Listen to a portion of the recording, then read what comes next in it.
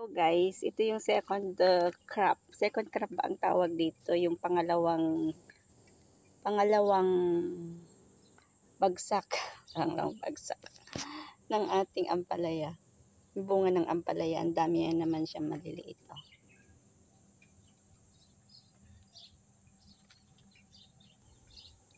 Tapos ang dami na ulit talbos. Yan, ampalaya. Itong ampalaya guys, kinakain ito. Hindi inuugali ha. Remember that. Oo guys, kinakain ito. Hindi inuugali. Kasi may mga taong bitter. 'Di ba? Ganyan ang mga tao ngayon, bitter. Ito yung pangpakbet na ampalaya guys. Yan. Yan yung pangpakbet natin.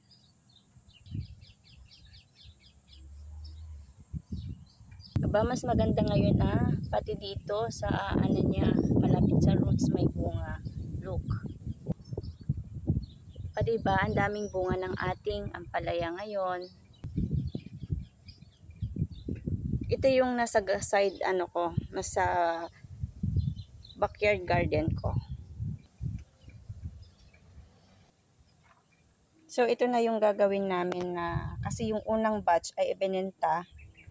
So itong second batch pipreser na namin for winter.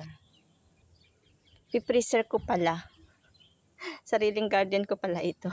Hindi yung nasa baba. Ang gandang pagmasdan, paggising sa umaga, may mga tanim ka, diba? Ito yung gagawin ko pag nasa Pinas na ako, pag nag-for good na. At pag senior citizen na tayo, guys. So, ang daming nabubulol ako. Ang daming talbos ng ating ampalaya.